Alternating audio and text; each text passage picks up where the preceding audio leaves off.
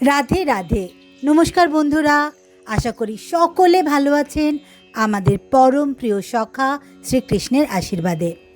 আজকে আপনাদের জন্য এনেছি এক অদ্ভুত সুন্দর কাহিনী, যেখানে মিলিত হয়েছে গণেশ উৎসবের গৌরী পূজা আর আমাদের প্রিয় নটখট শ্রীকৃষ্ণের লীলা। শহরের এক প্রান্তে গৌরী গণপতির পুজো চলছিল। সমস্ত মহিলারা ভক্তি ভরে মা গৌরী আর বাপ্পাকে সাজিয়ে তুলেছেন। ঘরে ঘরে ভক্তিগান, আলোর ঝলক আর আনন্দের উৎসব। সবাই ভোগ রাঁধছেন, বিশেষ করে মোদক আর নানা রকম মিষ্টি। ঠিক সেই সময়ে একদল বালক এসে উপস্থিত সেই পুজোতে। শ্রীকৃষ্ণ, বলরাম দাদা আর সখারা। শ্রীকৃষ্ণের চোখে কৌতূহল। তিনি বলে উঠলেন, দেখো দেখো সখারা, এত সুন্দর সাজসজ্জা আর এই মিষ্টির ঘ্রাণ।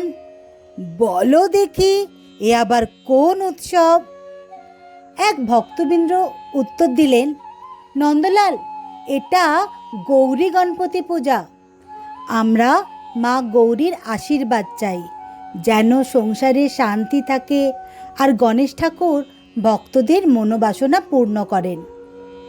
শ্রীকৃষ্ণ মুচকি হাসলেন, মনে মনে ভাবলেন, আচ্ছা, আমার বন্ধু গণেশকে তো আমি খুব ভালো চিনি। সে তো মোদক ছাড়া চলতেই পারে না। দেখি তো এখানেও ঠিক তেমনই ব্যবস্থা আছে কিনা। শ্রীকৃষ্ণ চুপি চুপি গণপতির সামনে রাখা ভোগের মোদক তুলে নিলেন। সবাই চমকে উঠল, আরে, ভোগ কে নিল? শ্রীকৃষ্ণ মিষ্টি দুষ্ট হাসি দিয়ে বললেন, গণপতি আমার প্রিয় বন্ধু, আমি যাচাই করছিলাম ভোগটা যথেষ্ট মিষ্টি হয়েছে কিনা। বাপ্পা খুশি হলে তবেই তো পূজা সফল হবে। সকলেই হেসে উঠলেন। তখন এক অলৌকিক ঘটনা ঘটল। গণপতির মূর্তি থেকে এক অলৌকিক আলো বিচ্ছুরিত হলো। ভক্তরা দেখলেন, সত্যি শ্রী সিদ্ধিবিনায়ক যেন শ্রীকৃষ্ণকে দেখে মৃদু হাসছেন।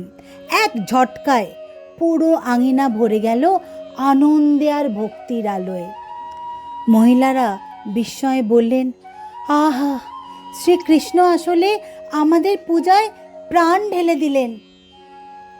গৌরী গণপতি পূজার সাথে ভক্তদের মনের আনন্দ মিলে মিশে এক হয়ে গেল।